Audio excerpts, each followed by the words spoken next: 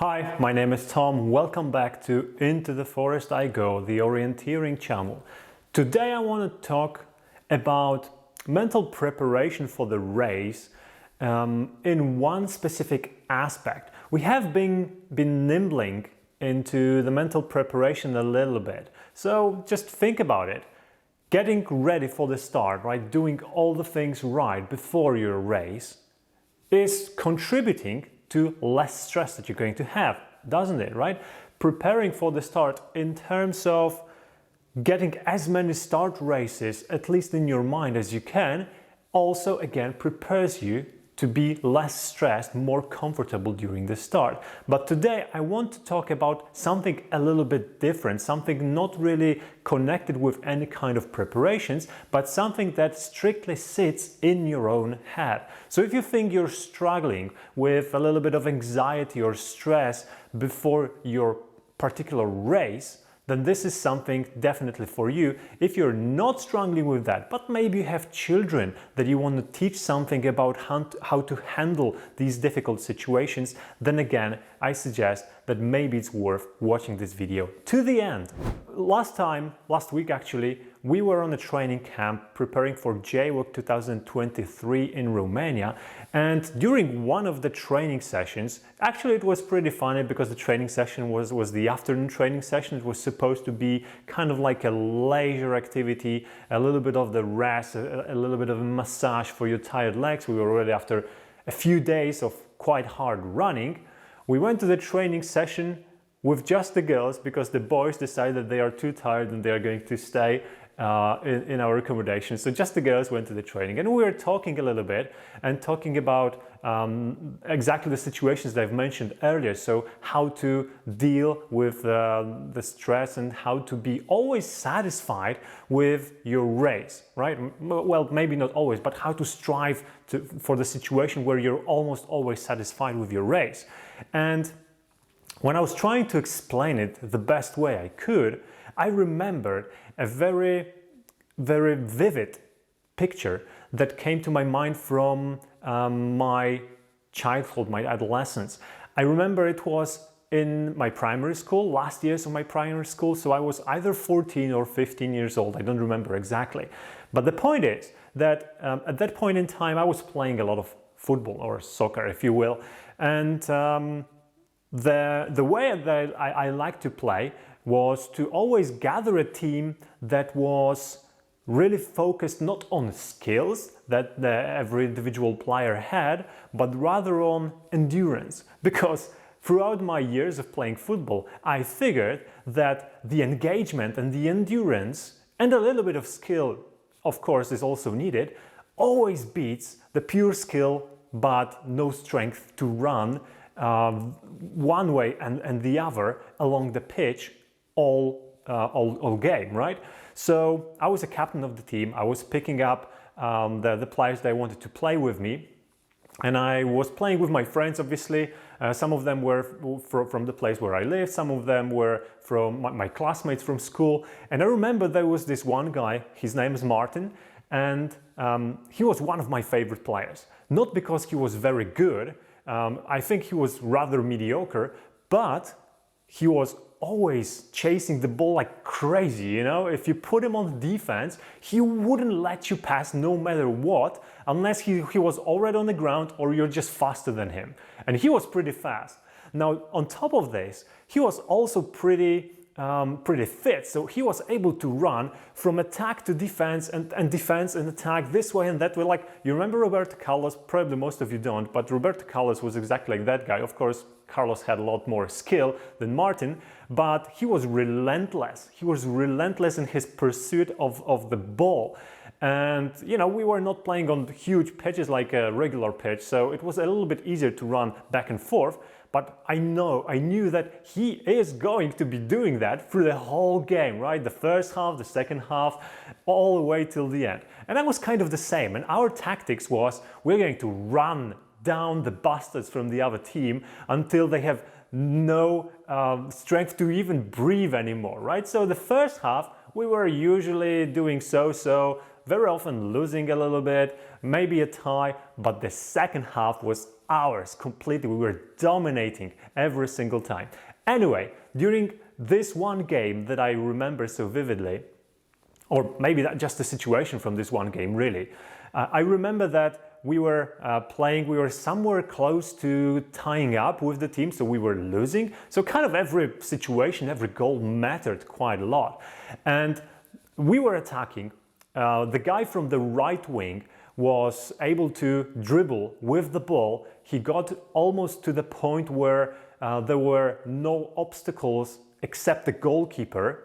And in this situation, Martin, of course, he raced on the left side along the pitch to the attacking position as well. So the guy passed the ball to Martin in a way that the goalkeeper was just now outside of the goal itself, and all you had to do was just put your foot to the ball and put the ball into the goal, right? Easy situation.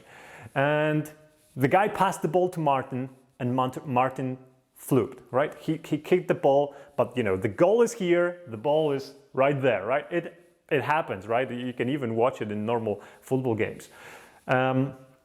So, it wasn't an extraordinary situation, but it was a little bit tense because we were trying to catch up with the score and everybody was doing their best. So the guy that passed the ball, when he saw what Martin did, he immediately went to him and he's like, "What the hell, dude? This was a 100% situation. Why would you waste it like this?" And I'm close by because, I'm also somewhere close to the attacking part of our team.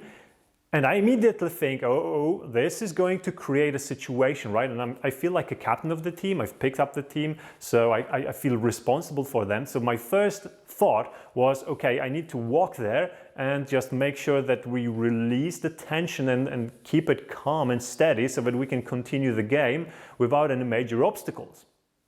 But it turned out that I didn't have to, because I thought that Martin is going to react to, this hard questioning from the other guy that was passing the ball in a nervous manner. He's going to get a little bit angry that, he obviously knows that he screwed up this. He could have done better. It was a really good situation. And he's probably frustrated with himself as well.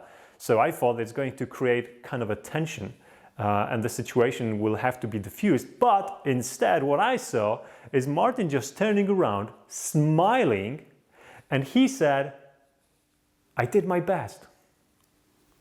And he just went back to the defense, as he always does, as he always did, and we continued playing the game without any problems at all.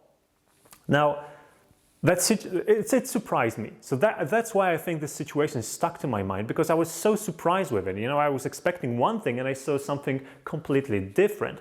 And when I was thinking about it later at home, I figured that even though Martin definitely knew that this was a very good opportunity to score a goal, and he had all the right to feel frustrated about it and angry about it and not happy with the result, he actually didn't, because he knew that he's putting his heart and soul into this game, and he just ran all the way from the defense so that the guy actually has someone to pass the ball to even, right? And he knew that he created a very good opportunity to score the goal, but it just didn't happen. It was a fluke. It was a miskick. But next time, maybe it will work next time, right? So he knew he did his best. He didn't just try. He tried his best, and he knew that there's nothing else that he could have done better, right? Of course, he could be better at handling the ball, which he knew he isn't or wasn't. So there was no changing that. And therefore, there was no changing anything in this situation. Therefore, there was nothing to be angry about. He was just happy that he created this opportunity, and he went back to get the ball back, hoping that another opportunity might come up, and eventually we will win the game. Now, I don't remember if we won that game or not. It actually doesn't matter. We probably did because we usually did. But this situation just reminded me how important it is to always do your best. When you care about something, when something is your goal, your dream, and you really want to achieve it, just do your best. Because if you do your best, there is really nothing that stops you from being satisfied with your end result. And it nicely connects with orienteering, because very often when I'm talking with people and I'm asking them about their goals and what they want to achieve, what they expect to get, very often I hear, oh, I would like to place first. I would like to get a medal. I would like to be in the top 10, right? And these are the goals that are very dangerous. These goals are very dangerous because achieving those goals doesn't rely only on your own performance, which you have 100% control of, but it relies also on the performance of all the other athletes that you're competing with. And this is something you cannot control. So it might happen that you may have a perfect race. You'll be super happy about it. You know, you pushed hard. You didn't make almost any mistakes. Almost clean race, right? Just maybe a few turns here and there. But in the end, the result is disappointing. Now, should you feel disappointed about it? I think that if you really did your best and everything went according to your plan and you came back from the forest and you feel satisfied with your performance in your race, then there is nothing you should feel sorry about. Actually, you should be super happy, because that means that all the preparations that you've planned before the competition and you went through, all the training sessions, actually paid off, and you ran the way that you were hoping to run. And therefore, all you can be sorry about is that you won't get to repeat the same opportunity again, right? There will be a similar one somewhere in the future, but unfortunately, you won't be able to step back into the same river once more, which very often I wish for myself. I know that if I have a bad race, of course I feel a little bit down after the race, but I immediately get this feeling, I want to repeat that, I want to go back to the forest and run it again and do better. And that's unfortunately impossible, but this gives me energy and will to run the next races in the future, hoping that I will get better.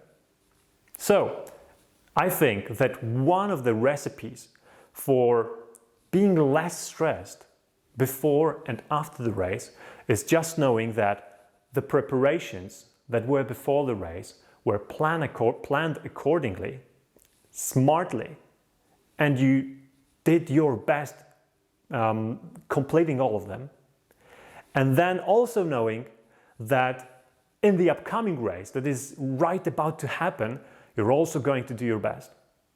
And the result will be just whatever it is, taking in all the variances, all the variables that contribute to it. And you can control only a small portion of that, you. So that's it. I hope that this short video will help you get into a little bit better mindset before the start and help you relieve some of the pressure that you might feel from any kind of sources, really. The ones that I mostly come up with when I talk with the people are usually parents, coaches, and the surrounding, like friends and family.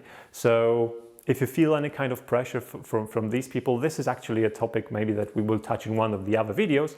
But the thing that we talked about today is also definitely going to help. So I think I hope that it will allow you to have better races in the future. Alright, that's it. If you liked the video, hit the like button, subscribe if you're not subscribed yet. And if you have anything to add to what I've just said, please leave the comment. It's always nice to just chat around with other fellow orienteers. Thank you very much for watching, and see you in the next one.